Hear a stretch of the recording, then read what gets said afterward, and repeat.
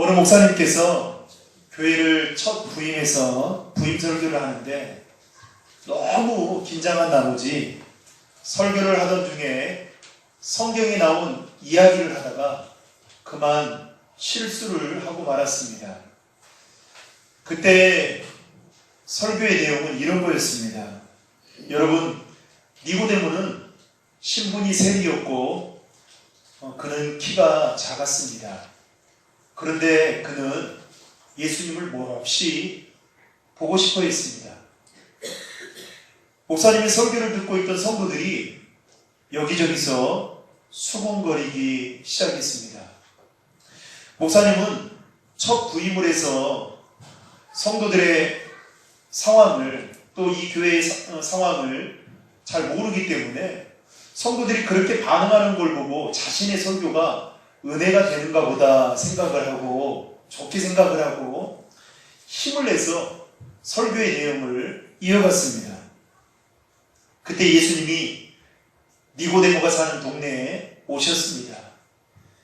니고데모는 예수님을 보고 싶어 앞으로 나아갔으나 그는 키가 작아 뽕나무 위로 올라갔습니다. 이때 설교를 듣고 있던 성도들이 이제는 더 큰 소리로 수군수군거리면서 뭔가 이상한, 목사님이 보기에 뭔가 이상하다는 생각을 갖게 만드는 행동들을 여기저기서 하게 된 것입니다. 그때 목사님이 분위기를 감지한 거예요.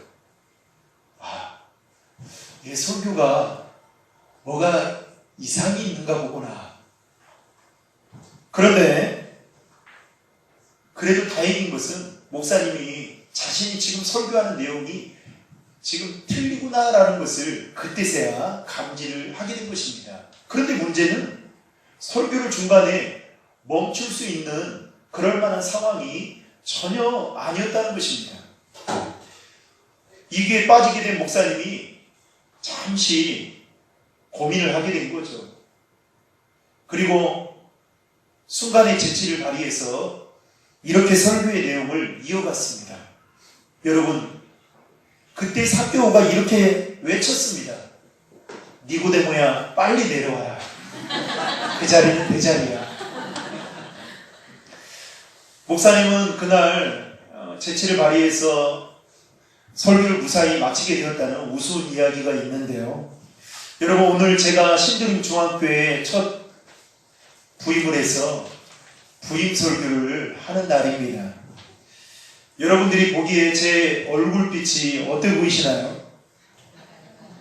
밝아 보이시나요? 제가 여기서 어제 다니엘 기도회 끝나고 1시에 들어갔거든요. 그리고 7시에 또 일어나서 여러분들 만나려고 준비했는데요. 이 청빙 설교 할 때보다 더 긴장이 됐습니다. 잠을 잔다고 했는데 자는 것 같지 않더라고요. 사실 여러분들이 제 얼굴을 볼 때에는 긴장하지 않는 것처럼 보일 수 있겠지만 여러분들이 앞에 서 있는 제 두 다리는 지금 얼굴 떨고 있다는 거 아시죠?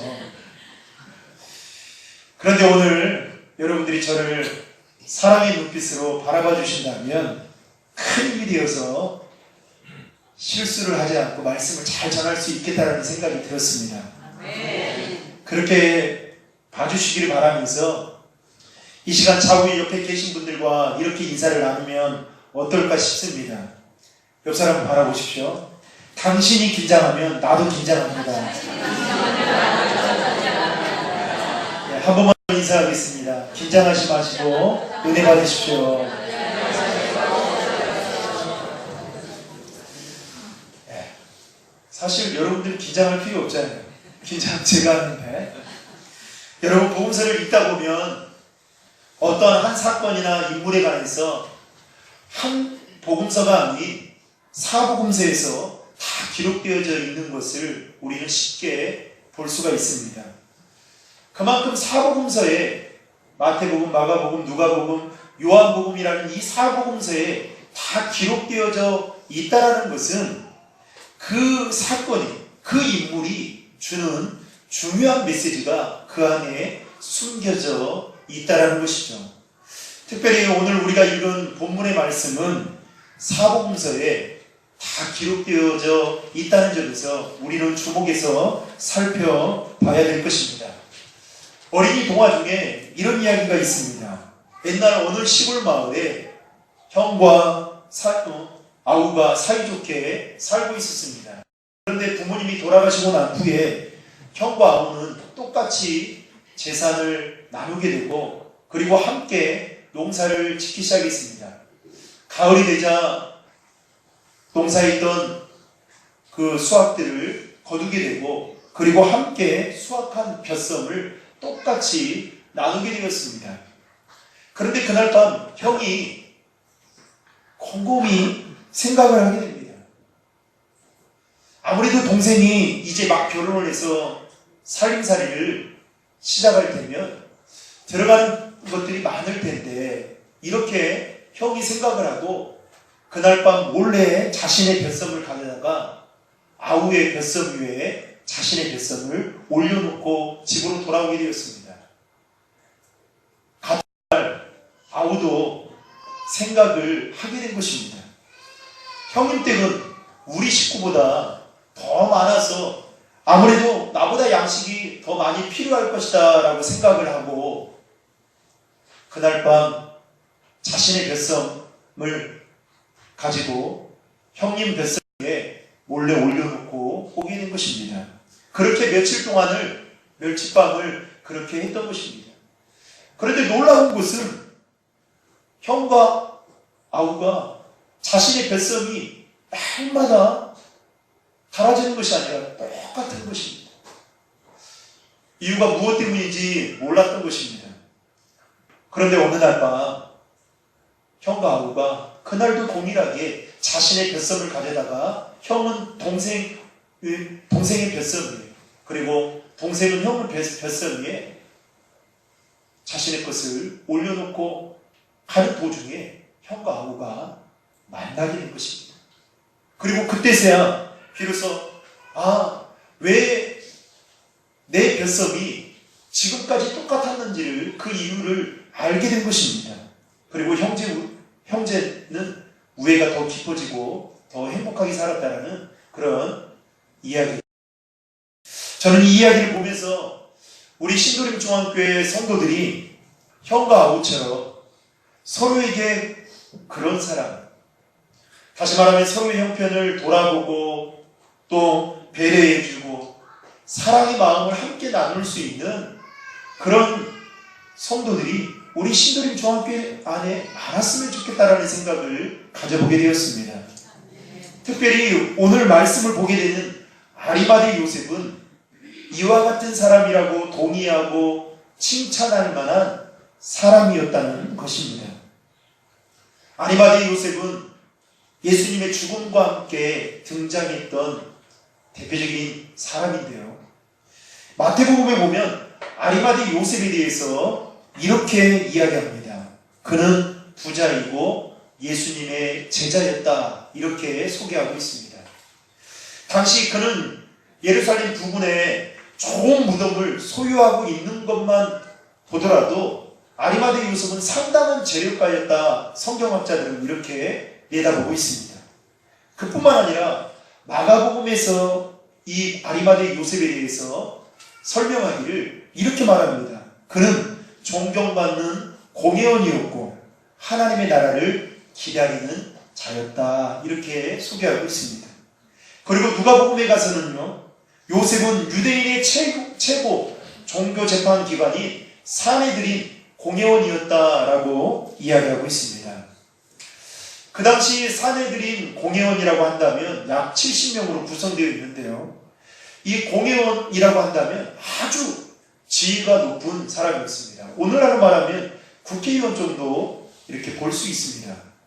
당시 역사를 보면 이스라엘이 로마의 식민지였는데요. 그러다 보니까 로마가 다스리는 그 식민지가 여러 나라가 있었습니다. 그러니까 그 식민지마다의 나라의 어떤 형편들을 로마 정부가 속속히 알 수 없었던 것이죠. 그래서 로마 정부를 대신해서 식민지의 모든 것을 관리하고 통솔하기 위해서 파견한 사람이 누구였냐? 총독이었습니다. 우리가 총독하면 누구를 생각하죠? 빌라도를 가장 먼저 떠오를 수 있는 거죠. 그런데 문제는 이렇게 로마 정부로부터 파견받은 총독이 식민지에 속한 나라들의 형편들을 잘 알지 못하기 때문에 어떻게 했느냐? 이스라엘에서 가장 종교적으로 힘이 있는 사람들이 공의회를 조직을 하게 됩니다. 그리고 그 사람들이 이스라엘의 대부분의 모든 것들을 관할을 하고 대신에 로마 총독은 결정과 사용권만 집행을 하게 되었습니다. 그러니까 예수님이 반역자라고 몰렸을 때에 누구에게 옵니까? 빌라도에게 와서 처형하라고 했잖아요. 왜냐하면 이 빌라도가 그 결정과 사용권의 집행을 가지고 있었기 때문에 그렇게 했던 것입니다. 이런 것으로 보면 아리마대 요셉이 공의 의원이었다라고 말하고 있는 것을 보면 그는 상당한 정치적으로 영향력을 끼치고 있었던 지도자 중에 한 사람이었다. 이렇게 우리는 추측해 볼 수 있는 것입니다. 그때 예수님이 반역자로 몰리게 되죠. 그래서 예수님이 십자가에 처형을 당하게 됩니다. 이때 모든 제자들이 예수님을 다 버리고 도망쳐 버리게 됩니다.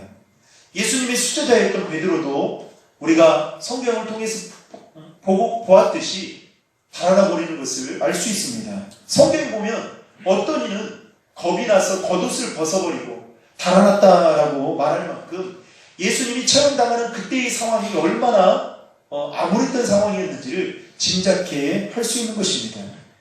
그런데 이때 오늘 우리가 성경을 통해서 보고 있듯이 아리마대 요셉이 나서게 되었던 것입니다.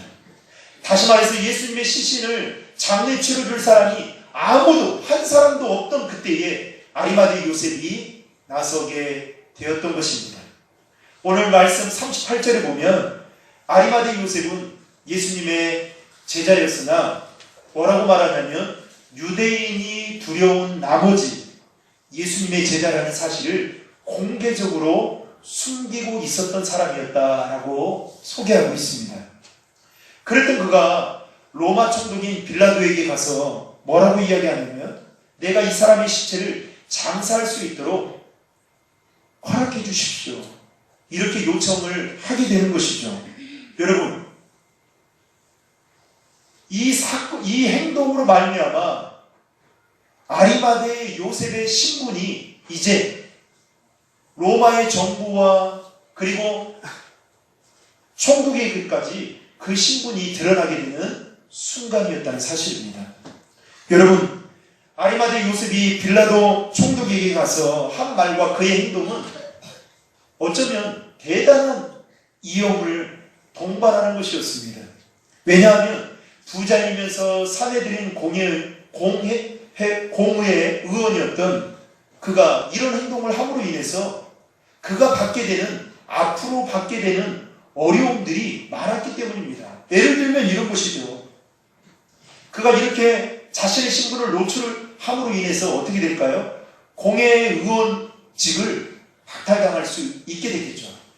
그리고 예수님과 같은 죄를 뒤집어 씌울 정도로 씌우게 되어서 죽임을 당할 수도 있었을 것입니다. 게다가 예수님과 한통속이라고 보게 되면서 어떻게 하느냐?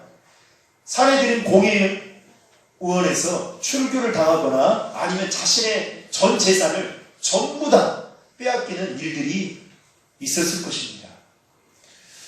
여러분, 대개 가진 것이 많고요, 잃은 것이 많은 사람은 모험을 잘하지 않습니다. 아니, 위험을 감수하지 않는다는 것이죠. 그런데 희한한 것은 아리마대 요셉은요, 가진데도 불구하고 자기의 목숨을 걸고 위험을 감수해 가면서까지도 로마 총독인 빌라도에게 가서 당당하게 예수님의 시체를 달라고 요청합니다. 아리마대 요셉은 잘못하다가 예수님과 엮이게 되면 어떻게 해요? 모든 것을 한꺼번에 잃어버릴 수밖에 없었던 상황이었습니다. 그런데도 불구하고 그는 주님의 십자가를 부끄러워하지 않고 당당하게 로마 총독 빌라도에게 가게 되었다는 것입니다. 여러분, 성경에 보면 예수님이 힘이 있을 때에는 예수님을 추종하고 따랐던 사람들이 참 많았습니다. 예수님이 스타덤에 오를 때에는 참 허다한 무리들이 따랐다라고 이야기하고 있습니다. 제자들도 역시 동일했습니다. 그런데 아리마대 요셉은 조용히 있었습니다. 그때는 너나 할 것 없이 누구나 다 나는 예수님의 제자다라고 당당하게 이야기했습니다. 특별히 예수님의 12 제자들도 성경에 보면 나는 오른팔이다 왼팔이다 이렇게 자랑할 만큼 제자들이 많았는데요. 그런데 예수님이 십자가에 처형을 당하자 모든 사람들이 다 떠나버렸습니다. 제자들도 다 도망가 버렸습니다. 그러나 오늘 본문에 보면 예수님의 곁을 떠나지 않고 그 자리를 묵묵히 지켜준 사람이 있었습니다. 그 사람은 바로 아리마대의 요셉이라는 사람입니다. 그는 빌라도 총독에게 가서 예수님의 시신을 가지고 온다고 유대인의 장례법대로 향품을 바르고 세마포로 싸서 자신이 소유하고 있는 새 무덤을 예수님을 위해서 기꺼이 내어주면서 장사를 지냈던 사람이었습니다. 사랑하는 성도 여러분, 예수님의 입장에서 볼 때 아리마대 요셉이 얼마나 고맙고 감사한 사람이었을까요? 아마도 아리마대 요셉은 평생 예수님에게 있어서 잊지 못할 고맙고 감사한 사람으로 기억에 남았을 것입니다. 그뿐만 아니라 아리마대 요셉은 예수님의 제자는 어떠한 사람인지를 제대로 보여주었던 사람이었습니다. 여러분, 우리가 사는 세상은 권력자가 권력을 가지고 있거나 아니면 부자가 돈이 있을 때는 그 주변의 사람들이 몰리게 됩니다. 주변의 사람이 많아집니다. 그런데요, 힘이 없어지고 돈도 떨어지고 그러면 어떻게 되느냐? 그 주변에 몰렸던 사람들이 다 썰물처럼 빠져나가는 것이 여러분 세상 민심입니다. 예수님도 병자를 고치시고 또 기적을 행하실 때에는 허다한 무리들이 그 곁을 지키고 함께하고 있었습니다. 그런데 예수님이 처형을 당하자 어떻게 해요? 심지어 제자들까지도 예수님을 버리고 다 도망쳐 버렸던 것입니다. 그러나 아리마대 요셉은 달랐습니다. 오히려 그는 예수님의 곁을 홀로 지키고 있었던 사람이었습니다. 사랑하는 신도림 중앙교회 성도 여러분, 저와 여러분이 아리마대와 같은 사람이 되기를 주님의 이름으로 축복합니다. 어떠한 상황 속에서도 주님의 곁을 떠나지 않고 지켜줄 수 있는 그런 믿음의 사람들이 되길 주님의 이름으로 축복합니다. 사무엘하 15장에 보면요, 이런 이야기가 나옵니다. 다윗이 그의 아들 압살롬의 반역으로 인해서 예루살렘 성에서 급히 빠져나오게 되었습니다. 그때의 상황이 얼마나 긴박했는지를 알 수 있을 정도로 다윗이 자신의 아들 압살롬의 반역에 의해서 죽게 되니까 그의 후궁들을 다 버리고 버선발로 도망쳐 나옵니다. 졸지 성을 잃고 군대를 잃었습니다. 게다가 이 다윗에게 향했던 그 인심이 이제는 힘있는 압살롬에게 향하고 있었습니다. 게다가 다윗과 함께 있었던 가까운 사람들도 이제는 압살롬의 쪽으로 다 쏠리고 있는 상황이었습니다. 이때 블레셋에서 망명 왔던 그리고 다윗의 부하였던 가드 사람 이때, 여러분 이때 아세요? 이때 성경에 이때가 나오는데요. 이 이때에는 망명 온 지 얼마 되지 않은 다윗의 부하였습니다. 그런데 이런 난처한 상황을 의도치 않게 만나게 된 것입니다. 그때 사무엘하 15장 20절에 보면 다윗이 이때에게 이렇게 말합니다. 잘 들어보세요. 내가 온 곳이 불과 얼마 전인데 어디로 갈지를 모르는 내가 어떻게 너에게 우리와 같이 떠나자고 하겠느냐? 돌아가거라. 내 동포들도 데리고 가거라. 은혜와 진리가 너와 함께하기를 바란다. 여러분, 이게 무슨 말이냐면 다윗이 이때에게 나를 따라가면 너는 죽게 될 것이니까 너와 내 부하들은 그냥 다시 너의 나라로, 블레셋이라는 나라로 돌아가라. 그게 살 길이다 라고 다윗이 이때에게 말합니다. 여러분, 다윗이 참 멋진 것은요, 그의 부하인 이때를 그래도 살 수 있는 기회를 열어주고 있다는 겁니다. 그런데 이때가 이 다윗의 말을 듣고 사무엘하 15장 21절에 보면 이렇게 말합니다. 들어보세요. 이때가 왕께 대답하여 이르되 여호와의 살아계심과 내 주 왕께서 살아계심을 두고 맹세하는데 내 주 왕께서 계시는 곳이면 어디든 그것이 죽음이든지 생명이든지 상관없이, 그 다음에 중요합니다, 왕의 종도 거기에 있을 겁니다. 아멘. 다윗의 부하였던 이때는 다윗이 어떤 형편이 있든지, 아니 죽든지 살든지 나는 당신의 곁을 지키며 당신과 함께 할 것이다 라고 그렇게 말하고 있다는 것입니다. 여러분, 다윗은 졸지에 자신의 아들 압살롬의 반역 때문에 도망자의 신세를 살아가게 된 것입니다. 이로 인해서 앞으로 다윗이 걸어가야 될 그 길은 광야와 같은 길이었습니다. 아니, 많은 어려움과 위험들이 도사리고 있는 험난한 길이었습니다. 그런데 다윗의 부하 이때는 다윗이 걸어가는 그 길이 험난한 길이라고 할지라도 뭐라고 말합니까? 다윗이 있는 곳에 나도 함께 있고 나는 그의 곁을 떠나지 않고 지켜주겠다, 이렇게 말하고 있더라는 겁니다. 여러분, 어려운 상황 속에 있는 다윗에게 그와 떠나지 않고 그와 함께 하면서 그를 지켜주겠다라고 하는 이때의 그런 모습이 다윗에게 얼마나 큰 위로와 힘이 되었을까요? 아마도 다윗에게 그의 부하인 이때는 두고두고 잊지 못할 아주 고마운 사람으로 기억되어져 있을 것입니다. 감동적인 것은요, 사무엘하 15장 23절에 보면 이때가 이렇게 고백을 하니까 어떤 일이 벌어지냐면 다윗이 그 고백을 듣고 폭포수와 같은 눈물을 흘립니다. 그리고 성경에 보면 이렇게 말합니다. 모든 백성들이 큰 소리로 울었다.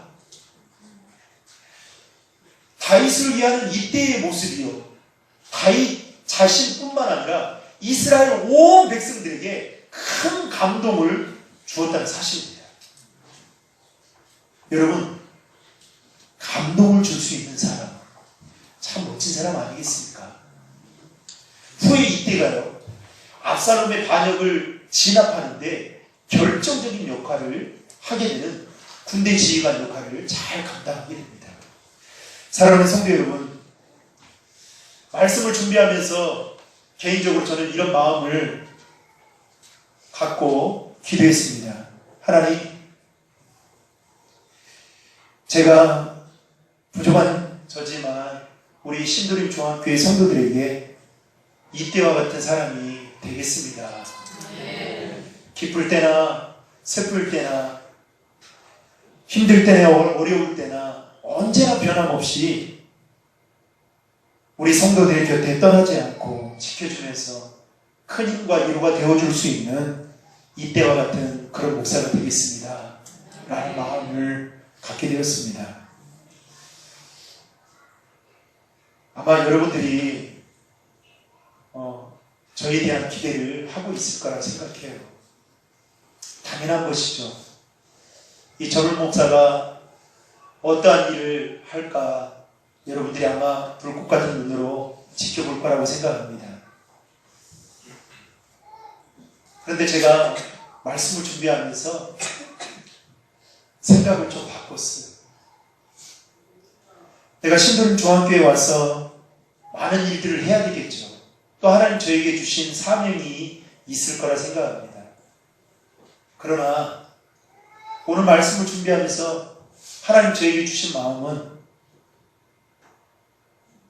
김 목사 많은 일보다 힘들고 어렵고 지금도 낙심하고 좌절하고 하루하루를 힘겹게 살아가는 성도들에게 곁에 떠나지 않고 지켜줄 수 있는 그런 목사가 되라. 저에게 하나님이 그런 마음을 주셨습니다. 그래서 많은 일보다 더 중요한 것은 정말 여러분들에게 있어서 가까이 하는 목사. 아, 우리 목사님은 참 나와 가까이 하는구나. 그런 목사가 되고 싶습니다. 로마서 12장 15절을 보면 나를 즐거워하는 자들로 함께 즐거워하고 우는 자들로 함께 울라, 이런 말씀이 있습니다. 저는 우리 신도림 중학교의 성도들이 어떠한 상황 속에서도 서로를 지켜주고 서로를 세워주는, 기쁨과 슬픔을 함께 나눌 수 있는, 그래서 서로에게 큰 힘과 위로가 되어줄 수 있는 우리 믿음의 성도들이 되기를 주님의 이름으로 축복합니다. 여러분, 참된 제자는 환난이 닥쳤을 때 그 믿음의 진가를 드러낸다고 합니다. 즉 참된 제자는 끝까지 주님의 곁을 떠나지 않고 주님의 십자가의 순간을 함께하는 사람인 것이죠. 아리마대 요셉이 바로 그와 같은 사람이었습니다. 결국 그는 예수님을 장사 지내게 되는 영광을 얻게 되었고, 그리고 자신이 메어드린 그 새 무덤에서 예수님이 부활하신 영광을 맛보게 되었던 것입니다. 저는 우리 신도림 중학교회가 어떠한 상황 속에서 변함없이 주님의 곁을 떠나지 않고 믿음의 자리를 지켜감으로 주님이 우리 교회를 보면서 정말 신도림 중학교회는 다르구나. 수많은 교회 중에, 신도림 지역에 있는 수많은 교회들 중에 정말 다른 교회구나, 이런 칭찬과 평가를 받을 수 있는 그런 교회가 되기를 이름으로 축복합니다.